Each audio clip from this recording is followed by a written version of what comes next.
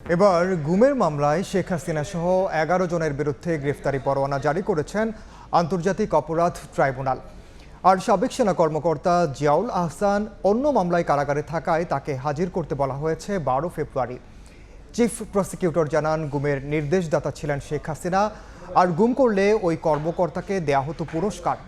গুমের সঙ্গে জড়িতের বিচার শুরু হওয়ায় খুশি ভুক্তভোগী পরিবারের সদস্যরা। আফজাল হোসেনের রিপোর্ট।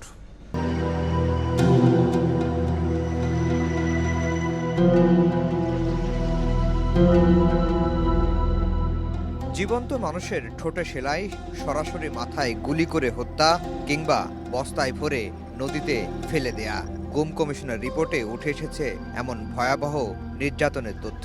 সন্ধান মিলেছে গোপন ৮ বন্দিশালার।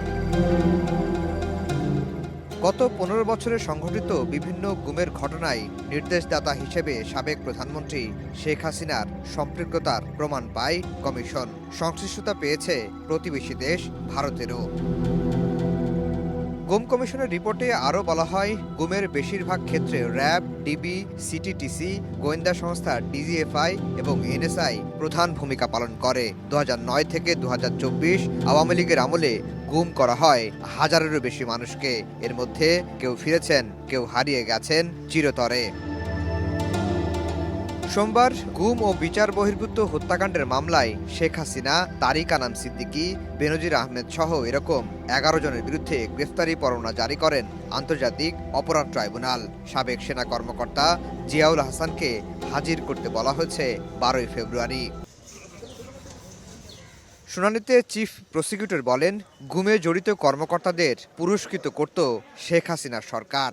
গোপন কারাগারে আটক রেখে নির্যাতন, হত্যা এবং তাদেরকে সমস্ত স্বাধীনতা বঞ্চিত করার যে অপরাধ, এটা আন্তর্জাতিক আইনে স্বীকৃত অপরাধ। সেই অপরাধটা সংগঠিত হয়েছিল তদানীন্তন প্রধানমন্ত্রী শেখ হাসিনার প্রত্যক্ষ নির্দেশে, পরিকল্পনায়।